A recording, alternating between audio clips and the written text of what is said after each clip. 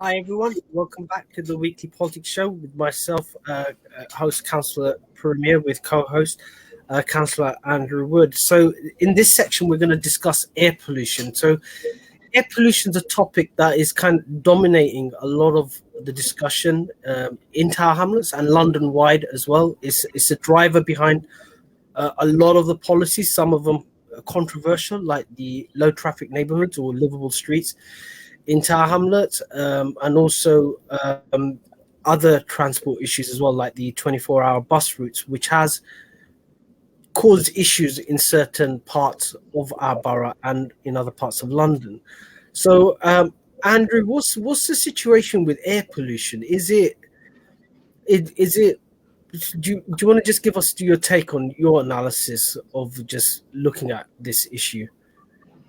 So we had a scrutiny committee meeting, I think a private one last week, where we were going to have presentations about air quality and what the council were doing about it. And we had a presentation sent to us the day before.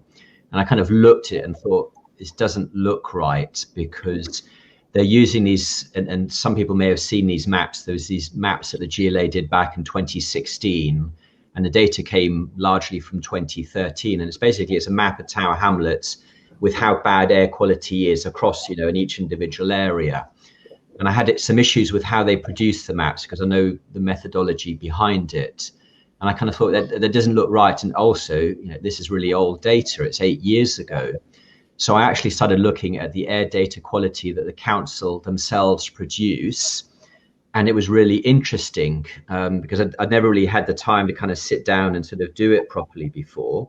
But actually, the air quality in Tower Hamlets as a whole, and there are some exceptions I'll talk about in a minute, have actually been improving.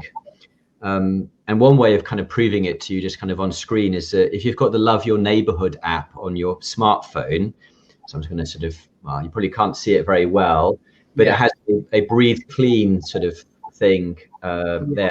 I don't know if you can see that, but it basically says low today, low tomorrow, and low on Sunday, which means air pollution is low. So green is good, in other words. And it's like that pretty much every day.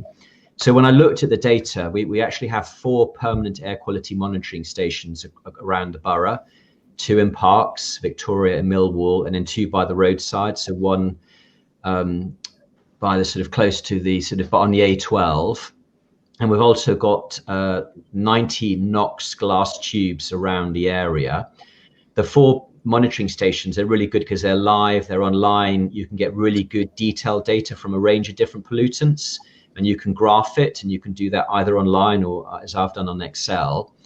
And for the NOx canisters, these glass canisters, they're not live, they're not online, and they only capture air, pollution over a 1-month period. But what you can do, and they've uploaded the results to a spreadsheet, is you can see the results from 2015, 2016, 2017, 2018, and 2019. And in 2020, it doesn't work. And basically what's been happening is air quality, so I'm trying to get my finger on screen, has been going down, i.e. the level of pollutants has been going down, despite the fact that the number of vehicles driving through Tower Hamlets has actually been going up. So how are those two things possible?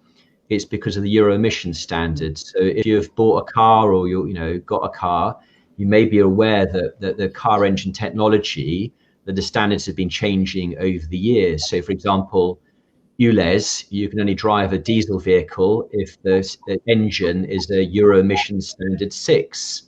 I've got a diesel vehicle which is Euro emission standard 4, which was good enough, but it won't be good enough from this October. So car engines have been getting cleaner, and the average age of a car is about 8 years. So the air quality that we have today, 50% of the vehicles driving on the roads today were bought after 2013, and there were big, changes to, engines in 2011. So we're starting to see the benefit of those historical changes to engine standards. More hybrid vehicles, more electric vehicles. I saw a London Fire Brigade, little BMW i3 today, electric vehicles. The London Fire Brigade are using electric vehicles as well. And this is all actually having an impact on Tower Hamlets.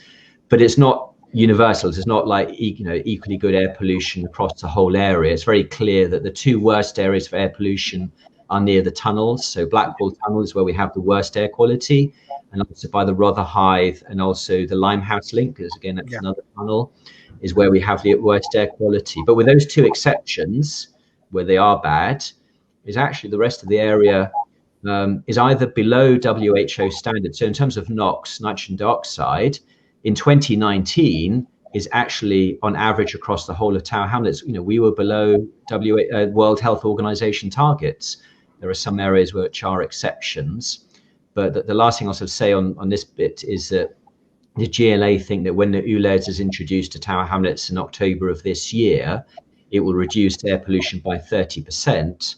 And it's entirely possible, with the exception of those two areas, that could mean that actually pretty much the whole of Tower Hamlets is compliant in terms of air quality targets, assuming there's no big changes in vehicle movements. But the problem with LTNs is what they're doing is they're moving vehicles from kind of being all over the place to being more focused on the big roads. So my concern now actually is LTNs may actually push pollution towards certain roads and make them worse than they are today, and therefore we'll have a two-track Tower Hamlets, is that we'll have areas which are already experiencing better air quality, maybe even better air quality, in other areas worse. And I think the interesting thing is none of, in the presentation that we were sent, is some of the wording indicates this. So I think council officers are kind of aware of this, but none of the pictures and none of the graphics represented any of this. So one of the things I've been working on is my own presentation, which I'll put on Twitter at some point, to kind of demonstrate all the things that I've just said. And it does basically show that contrary to what you might think, is air quality hasn't been improving in Tower Hamlets for the last number of years. No, definitely. I think there needs to be also debate as to the contributors of air pollution. Like heavy goods vehicles are one of the largest contributors of air pollution in Tower Hamlets. A lot of the traffic generated is through traffic. It's not by inter-borough traffic. And then we don't know what the impact of London City Airport is in a lot of it as well. And because of the pandemic, those airplanes have reduced, but we don't seem to have factored it in. I always feel like when discussion used to come up, I go, what's the impact of London City Airport, and do we have a strategy towards that as well? But I know the Overview and Scrutiny Committee are doing a challenge session. Is that correct on this? Do you want to just talk about what a challenge session is and when is it, and is it viewed live? Is it something that members of the public can view live, and can they contribute towards it as well? So the challenge session is a meeting I was talking about sort of last week. So the idea is that Overview and Scrutiny pick every year some topics to dive into more detail on. So what we'll have is we'll have separate meetings. We'll have officers prepare a presentation for us, which is the one that I was talking about, that I didn't agree with the pictures that they were using and the maps they were using. There's then a sort of meeting, and this one was recorded, but I haven't seen it online yet. I need to check whether it's been put online or not. And then we have external people kind of come in and talk about the work that they're doing. And what will then happen is it will then be a report written by officers, and it will then come back to Overview and Scrutiny for review, and it will then go to Cabinet as this is what we think you need to do in terms of air quality, and it will make some recommendations, and then the Mayor will then review with Cabinet those recommendations and decide whether to accept or reject them or not. So in theory, it's a really good idea because it allows you to focus on one particular area, as long as the data you're looking at is correct. And as I said, I don't think the scrutiny challenge, which is what I pointed out, had the correct data in it. And unfortunately, there were some technical issues with the presentation. And I think part of the problem is the narrative is just so strong is, oh, our air pollution is awful. And it is in some places. Another thing I should have said as well is that most air pollutants have been getting better, but there's something called PM 2.5, which is the really small particles. But we've only been gathering data on that for the last couple of years, and therefore we don't have a real history of that. So it's harder to tell on PM 2.5 whether things have been getting better or not. So, but one of the recommendations we'll be making will be, we just need more data. We need more permanent air quality monitoring stations.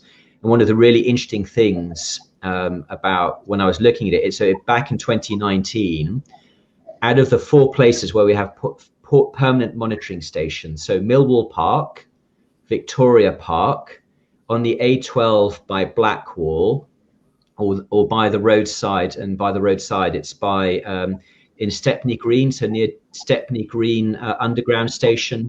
Which of those 4 places do you think had the worst air quality in 2019 and 2020 as well?